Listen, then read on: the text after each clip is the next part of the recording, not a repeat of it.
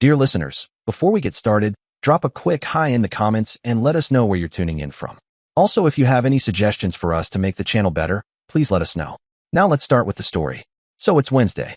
I'm supposed to be in Dallas until Friday, but miracle of miracles, the last client decided to cancel, which meant I was free to catch an early flight, grab a burger at the airport, and play hero husband by coming home early. I even stopped at the florist, like some goddamn Hallmark movie character, and picked up a dozen white roses for Maeve, my wife. White roses. Symbol of purity. The irony would slap me in the face later. I pull into the driveway around 2 p.m., and there it is, a car I don't recognize. Some sleek little black number with tinted windows, the kind of car that says, I own cologne more expensive than your rent. My first thought, maybe it's Lauren from Pilates or Nancy next door visiting. Sure, because that's totally normal. Strange dude's car just parked like he owns the place. I go inside, calling out, honey, I'm home early, all chipper like some sitcom husband from the 50s. No answer, but I hear the shower upstairs. I smile. Perfect, I think, like an idiot. I'll sneak up, surprise her with the roses, maybe recreate one of those shampoo commercials where the husband shows up and everything gets steamy, only with more knee pain and less upper body strength. I put the roses in a vase like the thoughtful sap I am and head upstairs. That's when I hear it. Voices. Plural. One of them is definitely male, and not in the your gay best friend who does your nails way. No, this one's got the deep, confident tone of a man who does push-ups for fun and probably refers to his abs as the boys. Then Maeve laughs. This flirty, breathy laugh I hadn't heard since Bush was in office. The first Bush. My gut. Instantly in knots. My heart. Somewhere in my left sock. I creep toward the bedroom. The bathroom door is cracked open, and I can hear the water still going. Through the frosted glass of the shower door, I see silhouettes. Two of them. Not ghosts. Not my imagination. Just my lovely wife and her random naked gym membership. I don't even remember deciding to open the door. One moment, I'm outside, and the next I'm yanking it open like I'm about to announce myself as the star of Dateline NBC to catch a cheating spouse. And there they are. Maeve and Roger. Yeah, I found out his name later, because of course it's Roger. Roger looks mid-30s, dark hair, built like a guy who says things like, bro, and owns more than one protein shaker. He throws his hands up like he's caught breaking into a vending machine. Whoa, man. I can explain.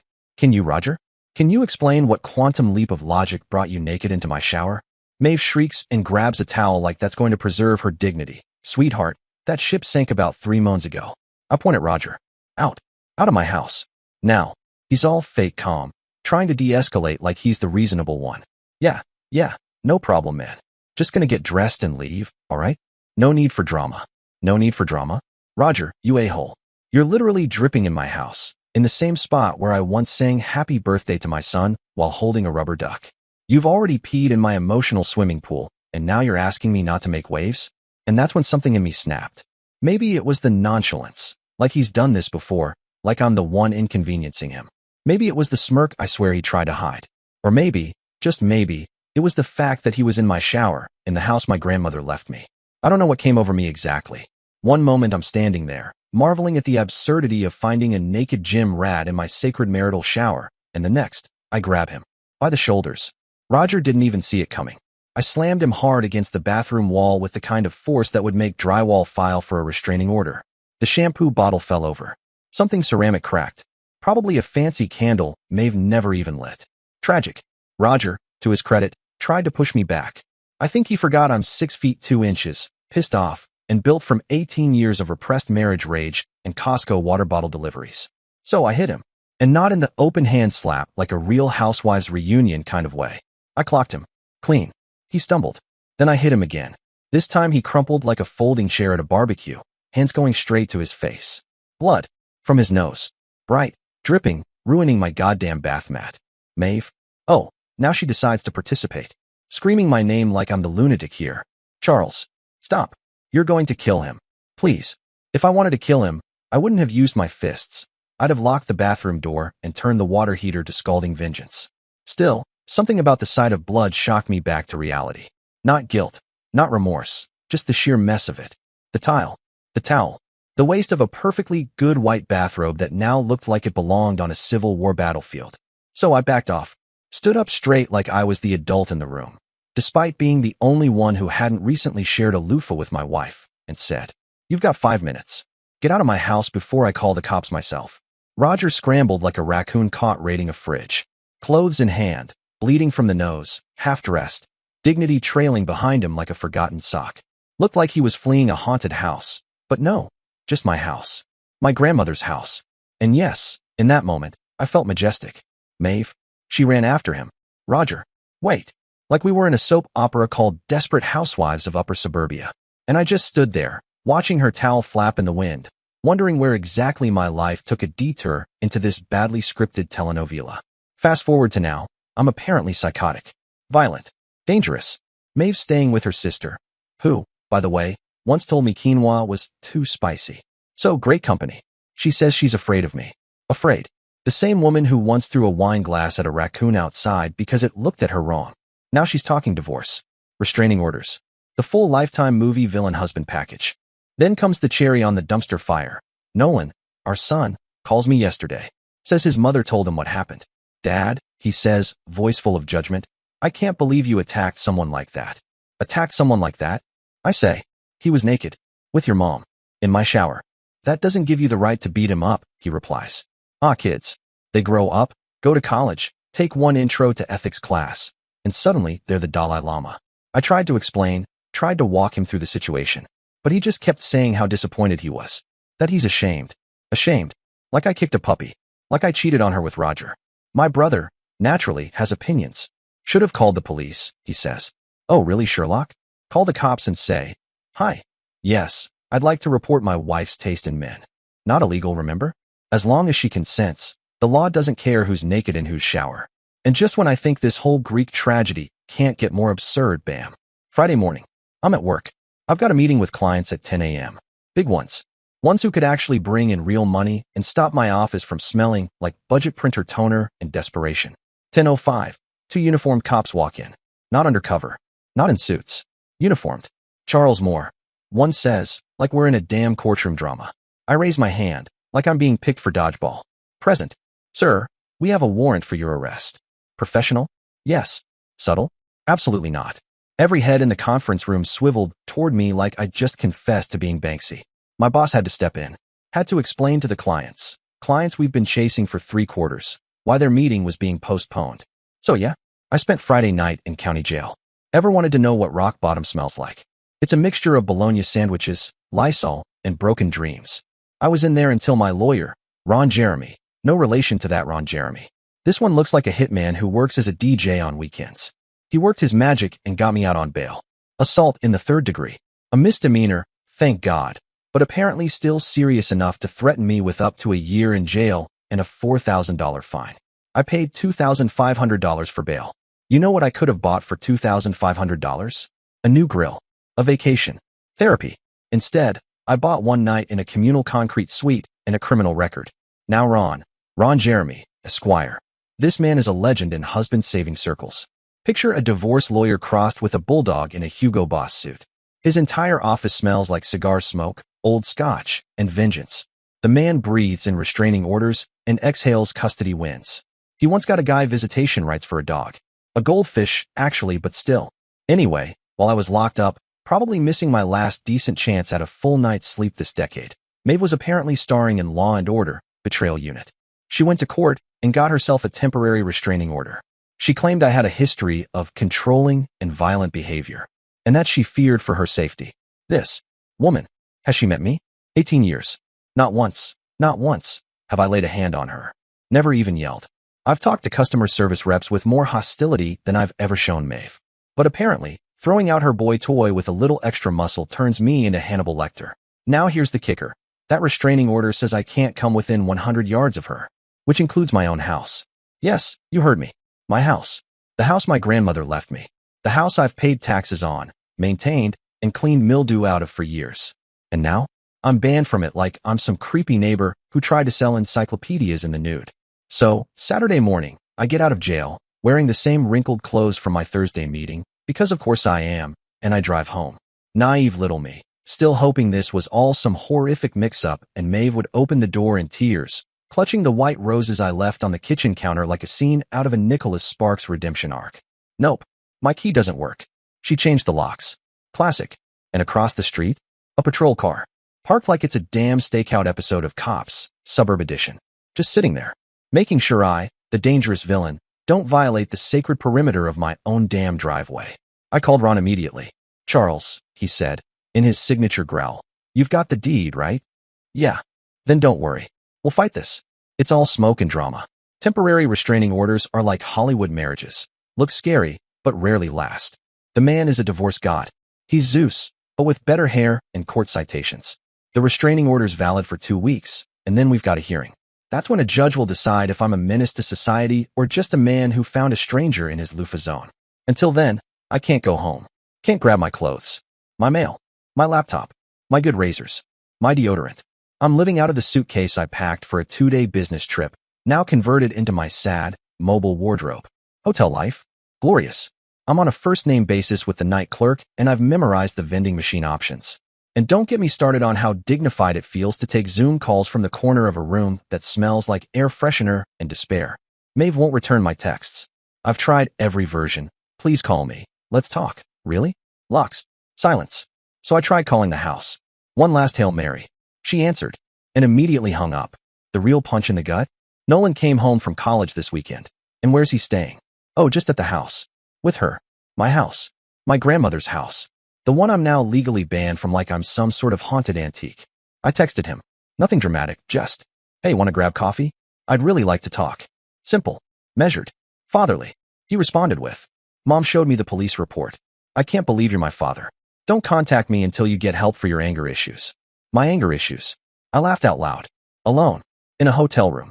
In sweatpants I've worn for 3 days because all my other clothes are in her custody now. Anger issues? I've spent 18 years married to a woman who thinks using both sides of the sponge is disrespecting the system, and I never once raised my voice. I've watched The Bachelor for 7 consecutive seasons without throwing a chair. I didn't even get mad when Maeve bought that stupid reclaimed wood table that gives splinters if you look at it wrong. But this one moment where I catch a stranger playing loofah Olympics with my wife in my shower, this is the moment that defines me. So yeah, I responded. What anger issues? I've never had anger issues in my life. Because I haven't. The only time I ever threw a punch was when my home turned into a literal episode of Cheaters. But somehow, I'm the one they're all pointing fingers at. I'm the violent one. The unstable one.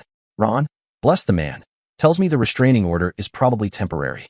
His exact words were, unless she pulls out old text messages where you yelled at her about leaving wet towels on the bed, I'm not too worried. Apparently, unless she can prove some pattern of domestic abuse. And spoiler alert, she can't. The judge is unlikely to make it permanent. But then he also added, of course, this could drag out for months, especially if she files for divorce. Which, knowing Maeve, is probably being drafted right now in cursive with scented ink. Meanwhile, I had to make the most humiliating phone call of my life. To my boss. 12 years. Not a single write-up. Not even a late report. I've shown up to meetings with the flu, food poisoning, and once with my shirt buttoned wrong, but always on time. I tell him, hey, just wanted to let you know. If you saw the news or heard from anyone. Yes, I got arrested. He pauses. Deep sigh. Is this going to be a thing, Charles? I say, hopefully not. I mean, if walking in on your wife cheating and reacting like a human being is now a thing, then maybe. But I'm working on it. He was understanding, which is corporate speak for not currently firing me, but watching closely like a hawk in HR-approved loafers.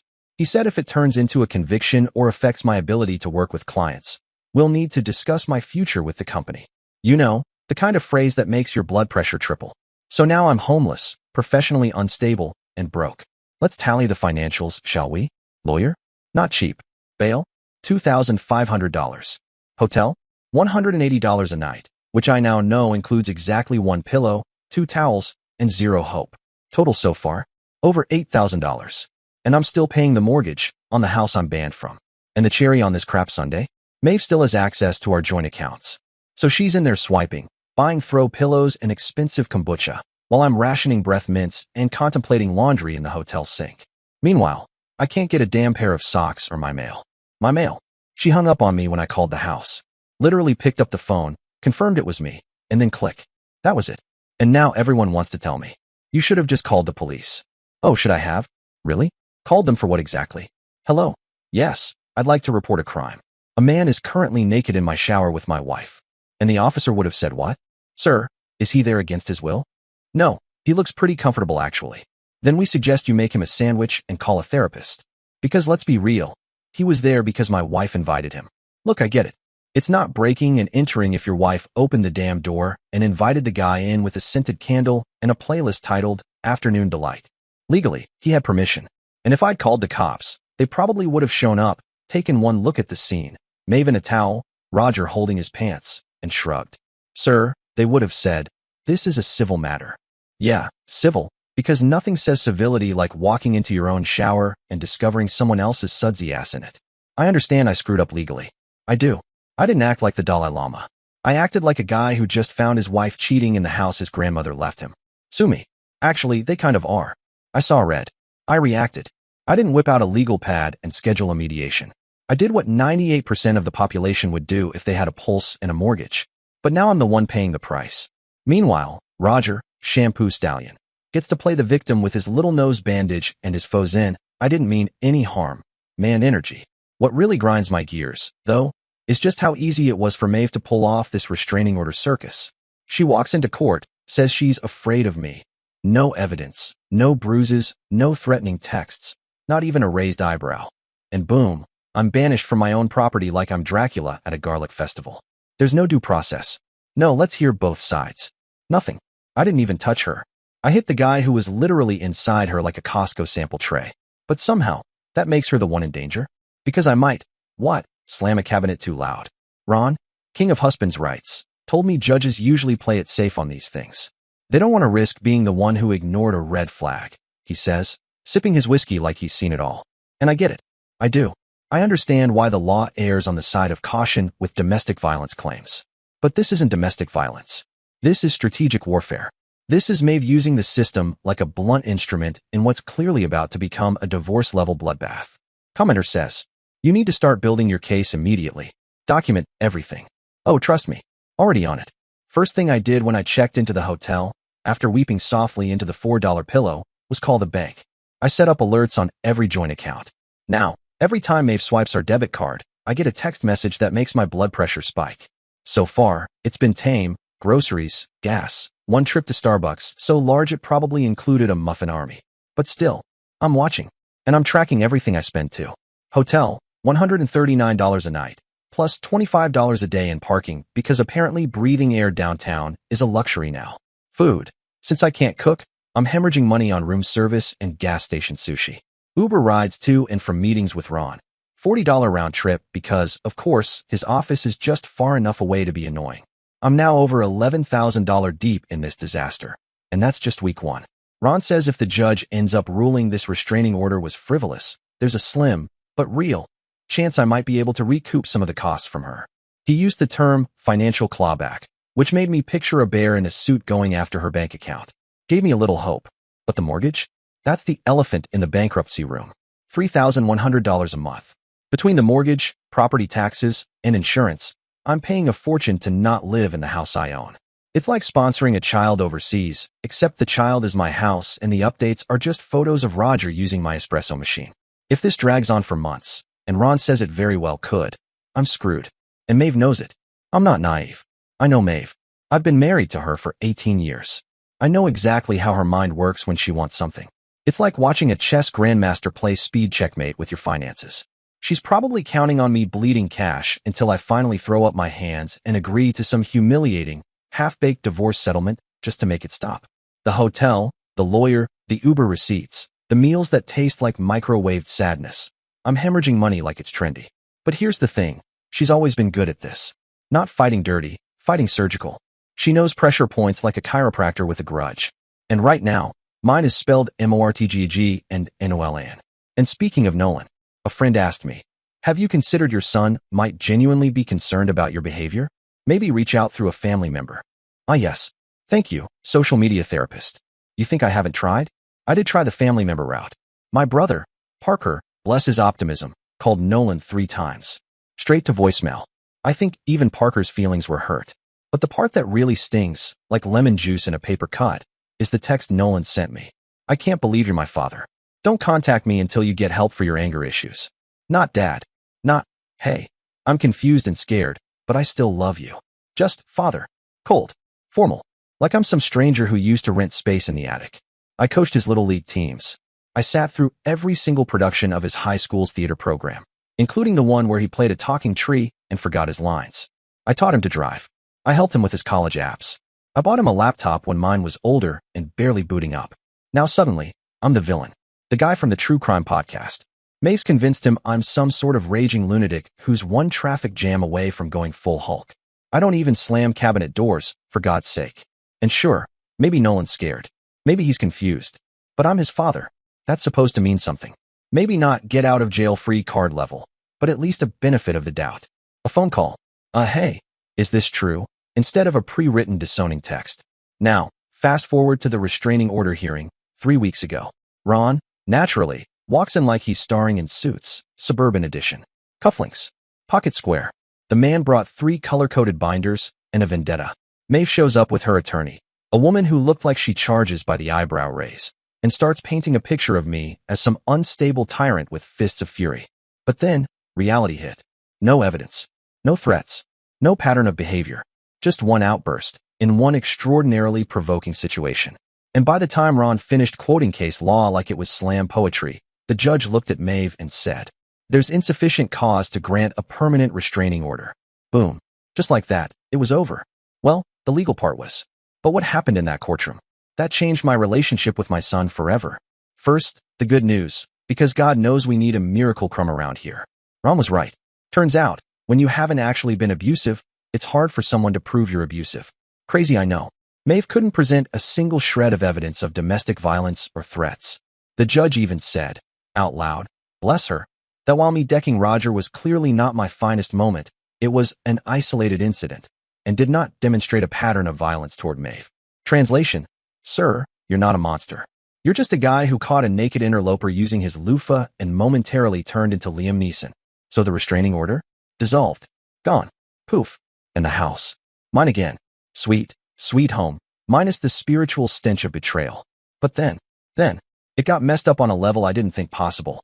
Nolan, my son, my flesh and blood, the kid whose diapers I changed and who once sobbed over a broken Lego spaceship, walked into that courtroom and testified for his mother.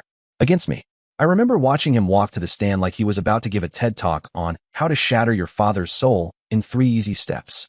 He looked straight at the judge and said, under oath, that I was controlling, emotionally abusive, that I monitored all communications in the house and made major family decisions unilaterally. Excuse me? We had parental controls on the Wi-Fi. Like every other parent who doesn't want their teenager discovering the dark side of Reddit before they've finished algebra. And yes, I made decisions about finances and home maintenance, because Maeve would literally say, "You handle that, Charles, I don't want to deal with it." She once had a panic attack because she couldn't remember if she paid the water bill or if it was magic.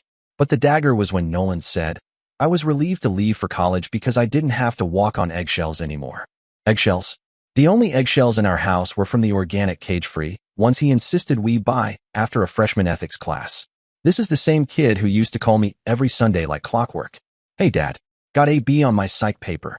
"Dad, what's a good way to fix a squeaky dorm bed?" "Dad, can I Venmo you for Uber Eats again?" And now he's in court calling me emotionally abusive? Ron, God's gift to men who married too optimistically, rose from his chair like a lawyer who'd spent his entire morning feeding on depositions and disdain. His tie was straight, his expression calm, but I knew what that look meant. He was about to barbecue my son. He strolled up to the witness stand with a posture that said this won't take long. Legal pad in one hand, pen he didn't even need in the other. He didn't smile. He didn't need to. "Mr. Nolan," Ron said, voice flat like he was about to read the back of a cereal box. "Let's go over a few things. You testified that your father was emotionally abusive. Is that correct?" Nolan nodded. "Yes." "Great. Let's get specific," Ron said, clicking his pen like it was a pistol cocking. "Name one time your father emotionally abused you." Nolan blinked. "Well, it wasn't like one specific time, it was more like." "So, no specific time?" "It was just the overall environment. I always felt like I had to walk on eggshells." "Oh, I see. So, your complaint is that you weren't allowed to act however you wanted without consequences." Fascinating. Ron didn't even flinch. "Let me rephrase. Did your father ever raise his voice to you in a threatening way?" "No," Nolan muttered. "Did he ever threaten you with physical harm?" "No." "Did he ever hit you?" "No." "Did he ever hit your mother?" "No." Ron paused, let the silence stew in the courtroom like a bad casserole. "But you still say he was abusive?" "Yes." Nolan said, with the conviction of someone who knew he'd already lost but couldn't stop talking. Because abuse isn't always physical. Ron actually tilted his head like, is that so? Right? And I suppose when your dad grounded you for sneaking out, that was a traumatic hostage situation? Or when he asked where his money was going during college, that was economic warfare? Nolan opened his mouth. Ron cut in. You said you felt controlled. Did your father track your phone? No. Install spyware on your computer? No. Confiscate your electronics without reason? No. Ron smiled, just a little. So, he paid for the Wi-Fi, the rent, your car, your tuition, and at no point did he physically harm or threaten you. But you felt abused because he expected you to follow basic rules in his home. That's not what I said. Oh, I think it's exactly what you said. Ron turned to the judge. Your Honor, the witness has failed to cite a single incident of abuse, emotional or otherwise. What we have here is not trauma. It's resentment masquerading as relevance. The judge didn't even look at Nolan. She looked at Maeve's lawyer like, that's what you brought me today?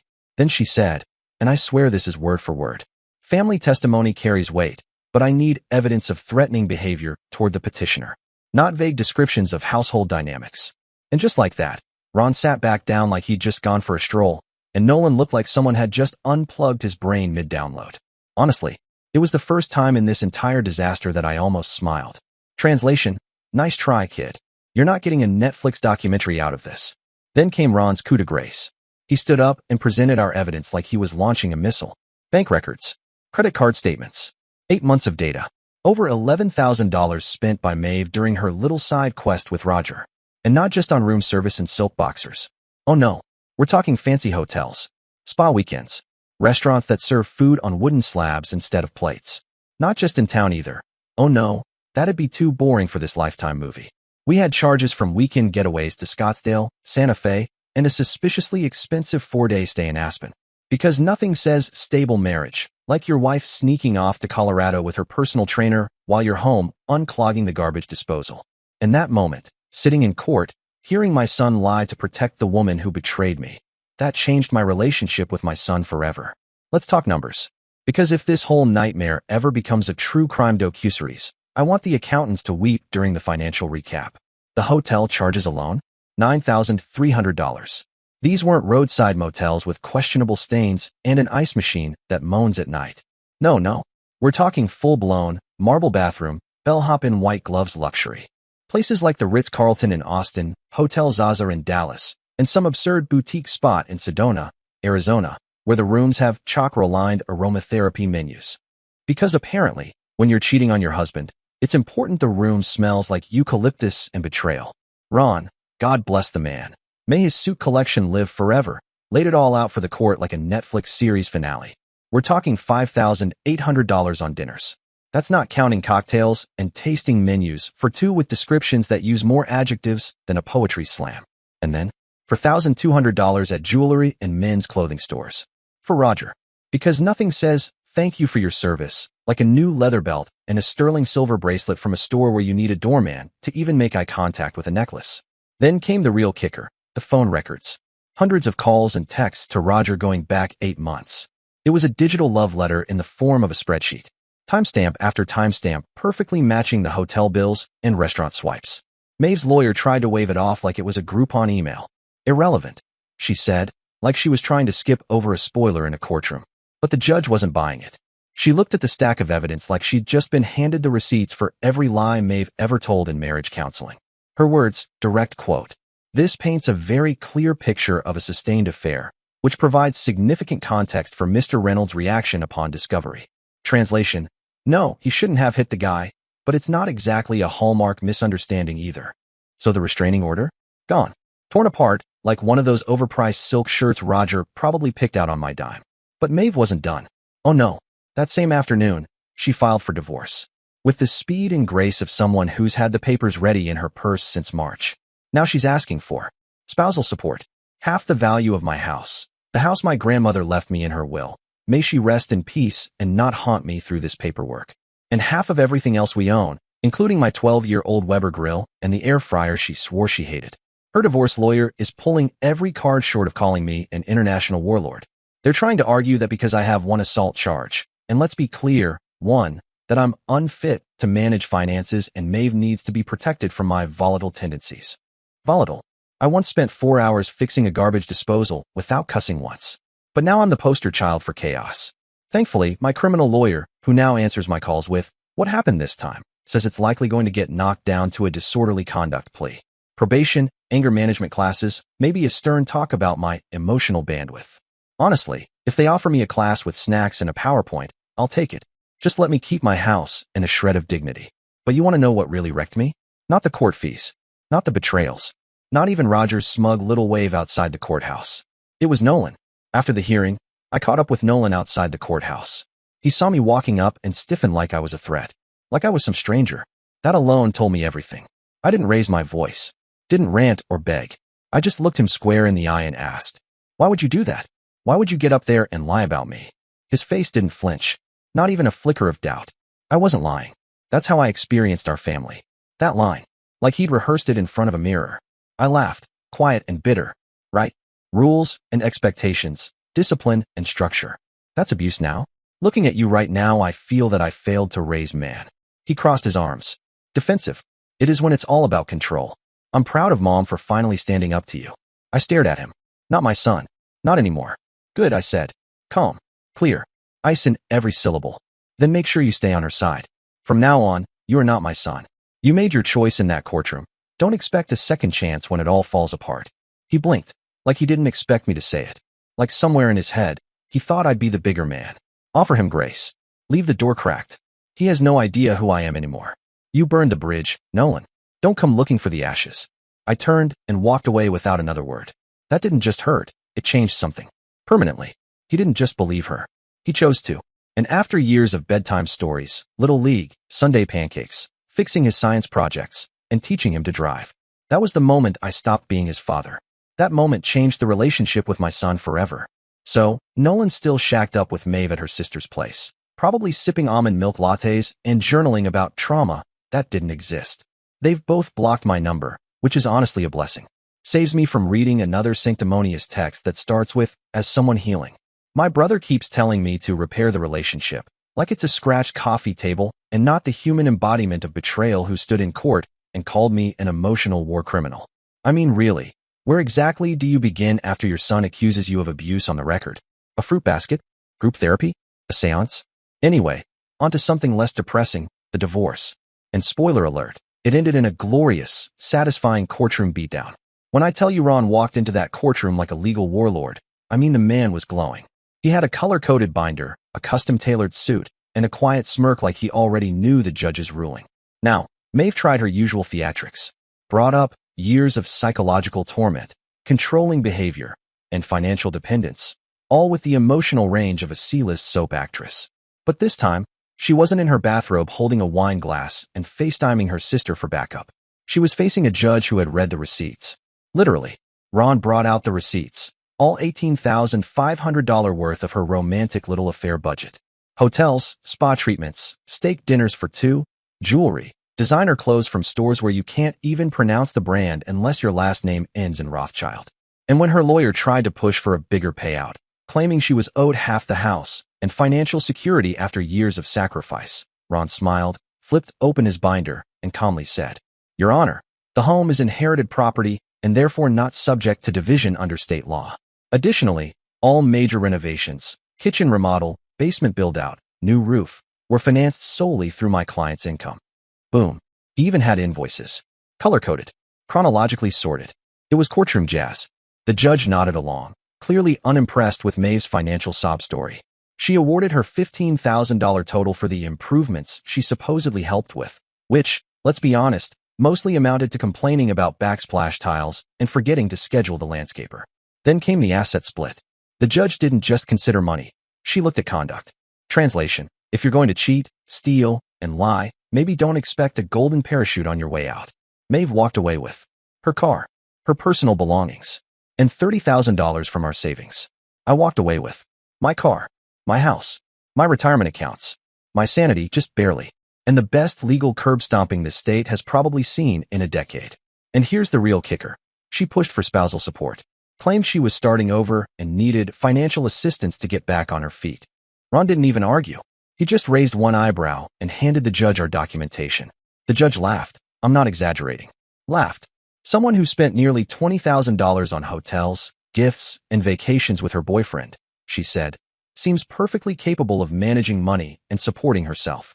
And that was it. Maeve lost her shit when the ruling came down. So right after the judge handed down the ruling, house stays mine, no spousal support, minimal asset split, Maeve burst into tears like she just found out her favorite wine was discontinued. She started in with the whole performance. I gave up my career for this family. This isn't fair. I wanted to raise my hand like a guy in the back of a classroom and say, Your Honor, may I remind the court she worked part-time by choice and quit 3 years ago because she couldn't handle office politics? Not because I forced her into domestic servitude. But I didn't need to say it. Ron already had it in the file. A printed email, in Maeve's own words, stating she left work because she was tired of corporate drama and wanted time to explore creative passions, which apparently translated to explore Roger's hotel room rotation. The judge didn't budge. She sat there, stone-faced and completely unimpressed by the waterworks. Adultery, she said, has consequences, and using marital funds to support an extramarital affair is a serious breach of fiduciary duty. And boom, just like that, Maeve's Hail Mary collapsed like a flan in a cupboard. The judge even told her she could appeal, but the evidence was ironclad, and the ruling was textbook fault-based divorce. Translation: go ahead and appeal, but you're going to waste your boyfriend's new cologne money on legal fees. Now, because life insists on kicking me in the ribs for sport, Nolan was in the courtroom, still sitting with his mother like he's her emotional support animal, nodding along like he was attending a TED Talk on maternal victimhood. And when the judge announced the ruling, Nolan stood up like he was in a protest march and barked, "This is bullshit. She doesn't have anywhere to go." The bailiff turned into a middle school principal. "Sir, sit down or step out." I wish they'd given him a timeout and a juice box. Anyway, I made my way to the parking lot, finally thinking I might get a moment of peace. Silly me. Nolan came stomping after me, all righteous fury like I'd just run over Mother Teresa's cat. "You're destroying Mom's life. She has nothing. How can you be so heartless?" I didn't even stop walking. I let him throw his little tantrum behind me until the whining started echoing off the concrete. Then I finally turned around, calm as a bomb with a lit fuse. "Your mother destroyed her own life, Nolan. She lied, cheated, blew through our accounts like she was training for the Gold Card Olympics. And here you are, parroting her nonsense like a good little foot soldier. Do you even hear yourself?" He squared up like he was about to say something profound and delivered this gem. A real man would take care of his wife, no matter what she did. I stared at him. This college sophomore, who once asked me how to boil pasta, was lecturing me on manhood. A real man. I said, laughing, "Kid, you still think emotional maturity means not slamming your dorm door? Don't talk to me about being a real man until you've grown a pair and call spade a spade. Your mother cheated, I dumped her. End of story." My voice dropped flat. "Cold. You want to play adult? Fine. Then here's your first life lesson. You picked your side. You got on the stand and lied to help that bitch. A real man wouldn't do that. So go on. Be the man you admire so much. Support her yourself." His face crumpled like a pop quiz he didn't study for. "I'm going to help her as much as I can, but I'm a college student. I don't have any money. Boo-hoo crybaby. Well, now you've got even less." I didn't blink. "Because I'm done. Tuition? Gone. Allowance? No more. Gas card? Say goodbye. You wanted to be a grown-up? Welcome to the club." His mouth opened and closed like he forgot how words work. You can't just do that. I can't afford school without your help." "I can and I will. You should have thought of that before you called me a tyrant in court," I said. "Actions meet consequences." And as if we were filming some kind of B-rated courtroom drama, Maeve came charging across the parking lot, screeching like I had set fire to a puppy shelter. "You can't punish Nolan for telling the truth." I turned to her, voice ice. "I'll do what I want. I'm not your puppet, and I'm sure as hell not his wallet." Then I looked back at Nolan. "You made your choice. You're not my son anymore. You gave that up in court. You want to play martyr? Go ahead. Just don't expect me to fund the production." I walked away, not because I was angry, but because I meant every damn word. Just like she has to live with the consequences of her affair. So here's the situation now. Maeve, that self-declared victim of the century, is still couch surfing at her sister's place, which would be sad if it weren't so poetic. Apparently, her sister's husband is starting to feel like he accidentally adopted a stray raccoon in a yoga hoodie and wants his living room back. Maeve, in all her post-divorce glory, tried applying for apartments. But, surprise, surprise, landlords don't like tenants with crap credit and no job. Who would have guessed? Most places want first month, last month, and a security deposit up front. Because, again, this is Earth, not entitlement land. and she somehow already managed to burn through most of that $30,000 from the settlement. I mean, how do you go through $30,000 in 3 months when you're not even paying rent? Did she buy a Tesla made of disappointment and Pinot Grigio? Meanwhile, Nolan is back at college, presumably mastering the art of holding grudges and misjudging people. He called me last week, and for the first time in months, it wasn't to yell at me. Nope. This time, it was a good old-fashioned beg fest. "Dad," he said, voice shaky, "I really need you to reconsider cutting off the financial support. I've applied for loans, but they don't cover everything. I might have to drop out." Drop out? Wow. And this is the same kid who stood in court like he was auditioning for Law and Order. Delusional unit, talking about how I emotionally terrorized our household by, enforcing screen time and paying the mortgage. I told him, plain and simple, you've got options. Get a job like thousands of other students, or figure out how to rebuild what you burned down. He asked what he'd have to do. I almost said, win the lottery and invent a time machine, but I kept it direct. You admit you lied in court and publicly apologize for defaming me. And I swear, the silence on the other end could have vacuumed drywall off a stud. Eventually, he came back with the classic. I didn't lie. I was just sharing my perspective on our family dynamic. Oh, his perspective. Right. Because nothing says truth like weaponized therapy buzzwords. I told him, in that case, kid, take that perspective, print it on a nice piece of paper, roll it, and shove it where the sun doesn't shine. And stop calling me. Look, I've been living alone in this house for months now, and honestly, it's peaceful. No drama. No emotional landmines. No wondering what Maeve is really doing when she says she's going out for a walk, dressed like she's heading to a rooftop cocktail bar. Now, I eat what I want, when I want, watching whatever trash TV I want. Nobody asks where I'm going. Nobody sighs because I bought the wrong brand of yogurt. It's blissfully, wonderfully uneventful.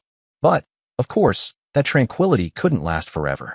Maeve has started creeping back into my periphery, trying to get messages to me through mutual friends. The pitch? She's desperate, Nolan's struggling, and I'm apparently the only one who can help. One mutual friend, God bless his neutral soul, actually said, "Charles, maybe you could loan her some money for an apartment, just for Nolan's sake." Right. Because nothing screams healthy post-divorce boundaries like giving your ex an unsecured loan after she torched your life and dragged your name through a courtroom.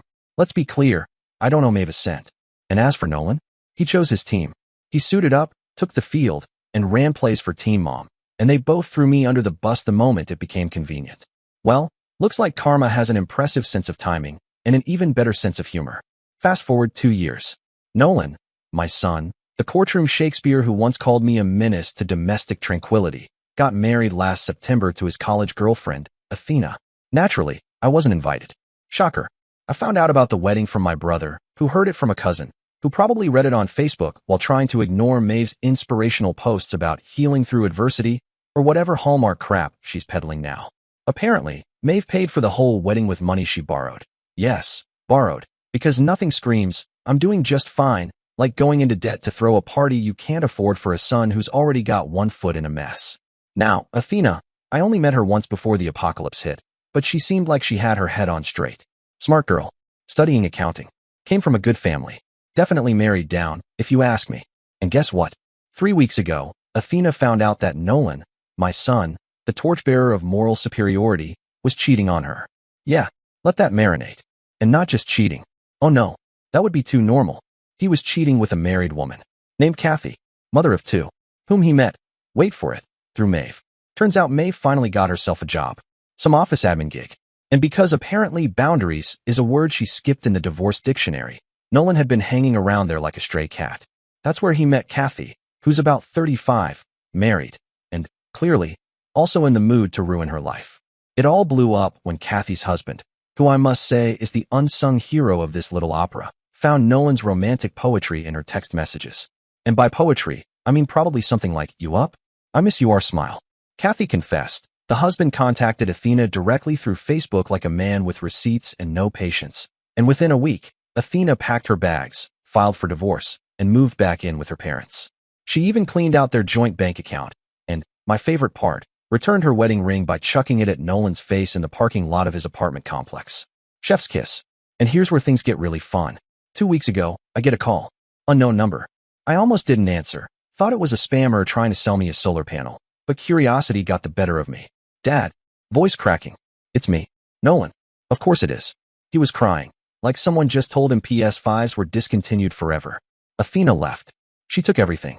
I can't pay rent. I can't make my car payments. I'm screwed. He kept going. I messed up. I know I messed up. I get it now, Dad. I understand what you went through with Mom. Oh, do you now? He asked. Get this. If I could help him pay for a lawyer for his divorce and maybe float his rent until he could get back on his feet. I paused, just long enough for him to get hopeful. Are you calling to apologize for lying about me in court? I asked. There was a silence, like the hamster wheel in his brain just hit a wall. I wasn't lying, he said. I was protecting Mom. Protecting Mom.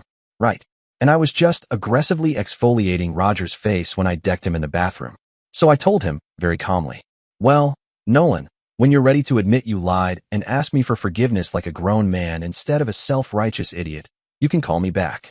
Then I hung up. The next day, because apparently life just can't resist giving me a daily installment of regret theater, Maeve called. I looked at the caller ID. Thought maybe it was an accidental butt dial. Nope. It was a deliberate beg dial. Charles, she said, in that trembling voice I used to fall for before I realized it was just the prelude to manipulation. She sounded like someone had kicked her soul in the teeth. She told me things weren't going great. Shocking.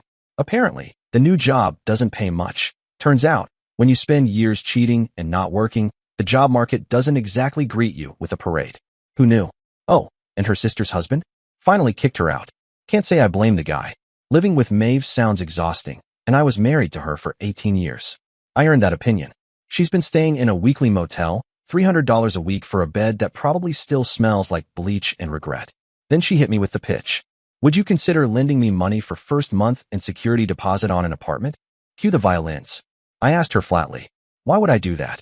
And without missing a beat, she said. For the sake of our family. For Nolan. He needs stability while he's going through his divorce. At that point I laughed. Like, actually laughed. Probably sounded like a cartoon villain. There is no family, bitch. Your son made his choice when he got on that witness stand and tried to toss me under the bus like I was yesterday's garbage. And you? You made your choice the moment you let Roger park his naked body in my shower. She started crying, again. Said she knows she made mistakes, but that I was being cruel and vindictive. It was a mistake, Charles. I never meant for things to go that far. Oh yeah? Because dropping $7,000 on another man's hotel stays, dinners, and what I can only assume was the worst cologne ever sold, that wasn't a mistake. That was a carefully planned, budgeted betrayal. I told her straight up. You didn't trip and fall into an affair, Maeve.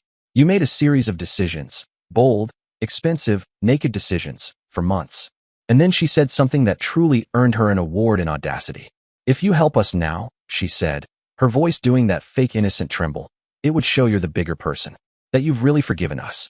Oh, would it now? I didn't even let her finish pretending to have a soul. Maeve, I said, forgiveness doesn't mean I play sugar daddy to the two jackals who tag-teamed my life and tried to set it on fire like it was a meth lab. Being the bigger person doesn't mean I cut rent checks so you and your whiny, codependent man-child can squat in some crappy apartment and play house while crying about how the world's unfair. I'm not the bigger person. Don't want to be. So I refuse to be your wallet with a heartbeat. I ended the call with, I hope you and Nolan figure out how to live with the consequences of your choices, just like I had to live with mine. And that was that. Except it wasn't. Because Nolan has called me 3 more times since. Every call sounds more desperate than the last. Like his soul is slowly being repossessed along with his car. Apparently, he's behind on rent. His car is on the verge of getting yanked. He dropped out of college because, shocker, school's expensive when you burn your bridges and the guy holding your safety net lets go. And now? The golden boy who once stood in a courtroom and said I was a threat to his emotional safety is working at a pizza place, making $15 an hour. The last time Nolan called, he finally got around to muttering something that vaguely resembled an apology. It only took 2 years, a divorce, and whatever dignity he had left sliding out the back of a Little Caesars uniform. Dad, he said, voice low, like he'd just discovered shame was real. I'm sorry for testifying against you. For half a second, I waited. Maybe he'd say more. Maybe he'd finally own up. I only did it because I believed Mom, he continued. I thought I was doing the right thing at the time. And there it was. The classic Nolan special, served cold with a side of no accountability. I told him flatly, that's not an apology, kid. That's an excuse for lying. And here's the thing, there's a difference. One says, I'm sorry for the damage I caused. The other says, sorry you didn't like what I did while I was busy being self-righteous. He went quiet after that. Probably went to cry into a garlic crust. Then, out of nowhere, I got a Facebook message from Athena. Didn't expect that. Thought maybe she was asking if I wanted coupons for legal fees or a buy one get one divorce special. But no, she actually apologized. She said, "Charles, I just wanted to say I'm sorry. I didn't see through all the lies during your divorce. I didn't understand what it feels like to be betrayed by the people you love." She was polite, sincere, way more self-aware than either of the fools she married into. Said her own divorce had opened her eyes. Guess nothing teaches clarity like finding out your husband's been playing hide the sausage with a married woman from his mom's workplace. Still, I appreciated the message more than anything Nolan ever managed. But at the end of the day, I'm done with both of them. They're adults now, grown enough to screw up their own lives, so they can damn well grow up enough to clean up after themselves. I spent years enabling Maeve's little crises and plugging every hole Nolan made in his own sinking ship of irresponsibility. But I'm not their safety net anymore. That net got cut and torched the day they both decided to try and destroy my life in a heartbeat. Life has a funny way of circling back, except this time, I'm actually smiling about it. I've started dating again. Her name's Erin. She's 34, smart as hell, and most importantly, not a sociopathic backstabber with a flair for hotel bills and creative adultery. We met at a charity auction, of all places. I went for the bourbon tasting. She was bidding on a vintage wine basket. We joked about how we'd cancel each other out, and she ended up winning. I offered to help her carry it to her car, and by the time we loaded the last bottle, she had my number, and I had my first moment of peace in years. Fast forward 8 months. She's pregnant. We're having a boy. I never thought I'd be excited about fatherhood again, but this feels different. Clean. Like I get to rewrite the whole thing from scratch. No eggshells. No lies. No, Dad, you're a monster, coming from someone who once needed me to tie his shoes and fund his Netflix. So I posted the announcement on Facebook. Nothing over the top. Just a picture of Erin and me holding up a tiny onesie that said, "Dad, Level 2 unlocked." Caption: simple. New chapter coming soon. Baby boy due in March. Grateful, blessed, and ready for the little angle. The comments were pouring in. Congrats from old friends, co-workers, even my boss. And then, right on cue, like a fart in a cathedral, here comes Nolan, dropping in from whatever sad corner of the internet he lives in now. His comment? "I hope you don't throw this one out when he stands up for what's right." Oh, honey. I stared at that comment for a solid minute, sipping my coffee, imagining him in his tight one-bedroom apartment that smells like frozen pizza and regret, typing that out on a laptop that probably belongs to his mother. I replied, "Don't worry. This child has one advantage you never had. His mother isn't a cheating wife, and I didn't raise him in a home built on betrayal. I plan to succeed this time, because I'm not surrounded by liars. Hope you and Mom are enjoying that twin mattress and borrowed Wi-Fi." Let's just say the internet did not take kindly to Nolan's attempt to rain on a baby announcement. The comments were savage. One guy wrote, "Bro, this ain't your moment. Let your dad be happy and go iron your mom's work shirt." Someone else said, "Imagine still living with your mom after testifying against your dad and getting divorced in under a year. Certified mama's boy deluxe." Another added, "A man who lies in court and cheats on his wife is giving advice now? Sit down, King Oedipus." Turns out, Athena cleaned him out in the divorce. He cheated, she filed, and now he pays her alimony every month for the privilege of seeing her new boyfriend drive his old car. He moved into a tiny apartment above a nail salon, but when rent got tight, guess $15 an hour doesn't go far when you owe your ex-wife and eat like a teenager. He crawled back into Maeve's spare room like the world's saddest boomerang. So now he lives with his mom again. 2 peas in a pod. A cheating ex-wife and her emotionally constipated son, sitting on matching couches, watching daytime television and pretending they didn't screw over the one guy who kept the lights on all those years. And me? I've got a new house, a woman who actually loves me, and a little boy on the way. Let's see how this chapter ends. Dear listeners, please share your thoughts in the comments section below and don't forget to like, share, and subscribe.